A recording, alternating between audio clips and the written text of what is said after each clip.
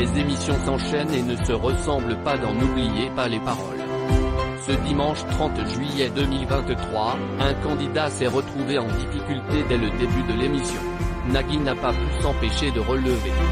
Depuis 2007, N'oubliez pas les paroles invite les mélomanes à venir pousser la chansonnette.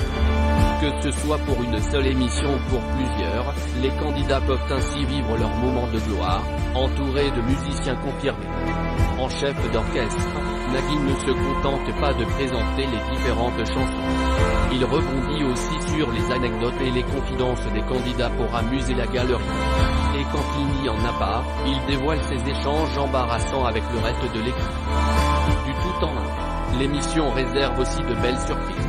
Aussi, l'étonnante carrière de ce candidat a impressionné tout le monde. Parfois aussi, Nagui peut être l'arroseur arrosé. Depuis quelque temps, une nouvelle séquence s'est invitée dans le programme, celle des enfants.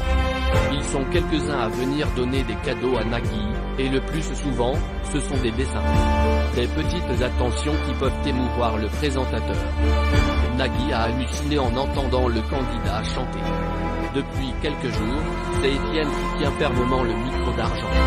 Il vient même de dépasser le cap symbolique des 10 victoires, et semble bien parti pour faire un joli parcours dans l'émission. Ce dimanche 30 juillet 2023, Sébastien, gérant d'un commerce de proximité, était pourtant venu pour tenter de le détrôner. Il s'est donc lancé dans ce duel avec une première chanson, Mangez-moi, de Billy the Kid et les gamins en folie. Le résultat n'a pas été très convaincant.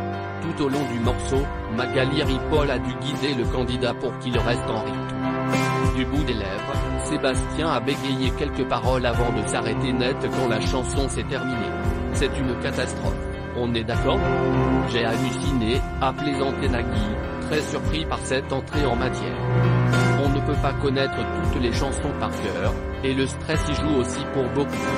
Cette prestation mitigée était prémonitoire pour Sébastien, qui s'est finalement incliné face au maestro.